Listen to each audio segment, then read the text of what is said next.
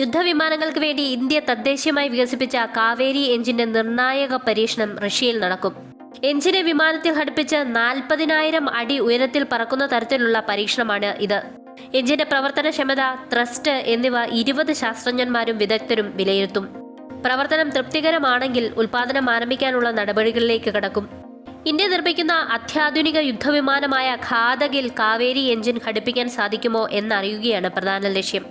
DRDOയുടെ കീഴിൽ ബാംഗ്ലൂരുവിലെ gas turbine research establishment ആണ് turbofan എഞ്ചിനായ Kaveri വികസിപ്പിച്ചത്. ഗ്രൗണ്ട് ടെസ്റ്റുകളിൽ മികച്ച പ്രകടനമുണ്ടായതോടുകൂടിയാണ് സുപ്രധാനമായ ട്രയൽ റഷ്യയിൽ നടത്തുന്നതിനു വേണ്ടി തീരുമാനിച്ചത്. റഷ്യയുടെ ഇല്യൂഷൻ IL-76 വിമാനത്തിലാണ് കാവേരി എഞ്ചിൻ ഘടിപ്പിക്കുക.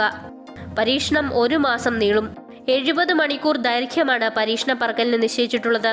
140 മണിക്കൂറോളം ഗ്രൗണ്ട് പരീക്ഷണം നടത്തിയിട്ടുണ്ട്. ഇതിൽ 70 മണിക്കൂറും ബംഗളൂരുവിലെ ഗ്യാസ് ടർബൈൻ റിസർച്ച് എസ്റ്റാബ്ലിഷ്മെന്റിലാണ് നടത്തിയത്. ഈ പരീക്ഷണത്തിൽ എഞ്ചിന്റെ മെക്കാനിക്കൽ, ഇലക്ട്രിക്കൽ, ഫ്യൂവൽ സംവിധാനങ്ങളുടെ കൃത്യത വിലയിരുത്തും. വിമാനം പറക്കുമ്പോഴുള്ള വിവരങ്ങൾ തത്സമയം ഗ്രൗണ്ട് സ്റ്റേഷനിലേക്ക് എത്തും. എഞ്ചിന്റെ ആൾട്ടിറ്റ്യൂഡ് പരീക്ഷണങ്ങൾ റഷ്യയിലെ സെൻട്രൽ ഇൻസ്റ്റിറ്റ്യൂട്ട് ഓഫ് ഏവിയേഷൻ മോട്ടോഴ്സിലാണ് നടന്നത്.